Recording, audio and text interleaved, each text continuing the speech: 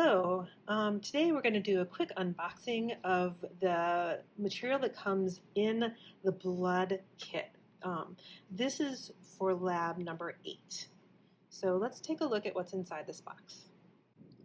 The first thing that you might notice is that there's going to be a layer of cushioning here. This is present in some of the kits but not others. If you have it, we want you to put it back in the kit when you're done. And then in here are all the materials that you need. I'm going to pull them out of this kit and step you through them one by one. So the first thing that you're going to find in your kits are these very cute little trays.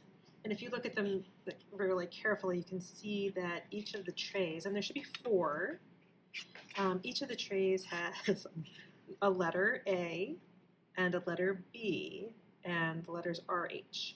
So you should be able to find those 4. And those letters matter for now. I'll tell you more about that in a second. The next thing that you'll find in your kit are the blood samples. And these are not really blood, just so you know. They're kind of like fake blood. They do have a chemical reaction that will happen when they're exposed to some other chemicals. And so you have 4 people, and those are the blood samples. The next thing that you have are 3 types of anti-sera. And basically what these are chemicals that will react to things in blood, or in this case fake blood, that will allow clotting to occur. So anti-sera A will cause a clot in blood if the blood type is A. Same thing for anti-sera B, that will cause a clot if the blood type is B. And for RH, it'll cause a clot if the blood type is RH. The next thing that you'll find in your lab kit are some toothpicks, and you're going to need these toothpicks to stir up the samples. I strongly recommend that when you get the toothpicks, you kind of break them in half, because you're going to need more than just a few of these to do all of the samples. Let's go ahead and I'm just going to show you how to put the drops on the little plastic slides. So you're going to put just a few drops. I have here Miss Brown. Just a few drops of blood in each of the wells. So this will be for Ms. Brown. And then into this first one over here, you're going to put the anti-sera A, and you'll put a few drops of that in there. You don't want to contaminate, so just hover above when you're doing your drops. One of the things I didn't say was that it's a really good idea to shake the blood up first before you put the drops in. Let's do the anti-sera B next, and that'll go in the B well. And then the last one is going to be the RH anti-sera, and we're going to put a few drops in there. So the next thing that we're going to do is take our toothpicks. Remember, I broke them in half, and we're going to stir these up a little bit. So there's a little bubble right there. There's stirring there. Now we don't want to contaminate. We don't want to contaminate going like that. So I'm going to flip this toothpick over and stir up the RH. And then I don't want to use this one anymore because it's already been contaminated on both sides. So then I'm going to use the third one to stir up the one for B, and I'm going to set that to the side. And here you see the results.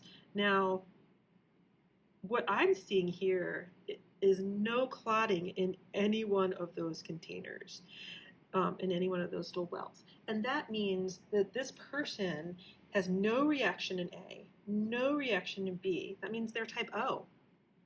And they have no reaction in the RH. That means they're type negative. So this person is O negative. And that is how you'll do your work. So let's take a look at an example using Mr. Green's blood. We're going to put a few drops of Mr. Green's blood. Again, this is not real blood. Also, I shook this up a little bit before I used it, so you definitely want to do that, just to make sure all of the chemicals are evenly distributed in the vial. And you're going to put a few drops of this blood in each of the 3 wells. No need to go crazy on this. We don't need to fill it up all the way. And then what we're going to do is take each of the antisera and put it in the appropriate well. So this is antisera A, and I'm going to put it in well A. And next I'm going to put in antisera B into well B. And then finally we're going to put antisera RH into the RH well. And then we're going to stir up our wells here. Remember to break your toothpicks in half. Just giving it a really good stir. You can start to see that it's changed in texture. This is clotting here. And if you get clotting in a well, that means that there's a reaction that's happened and that this individual is type A. Let's see if they're also type B. So we're just going to stir up type B until we look and see what happens. And there's no reaction happening here. So this person is not type B. And then let's stir up the RH. And so really interesting here, like this is getting really thick. The clotting that's happening looks really different from the clotting that happened here. That's the chemical nature of what we've been doing. And actually, I'm going to go back here and stir up B because it turns out that B always has a really slow reaction. And if I stir this one up, I can see that it is in fact getting some clumps in there. So because they have clotting in A and B, that means they're type AB.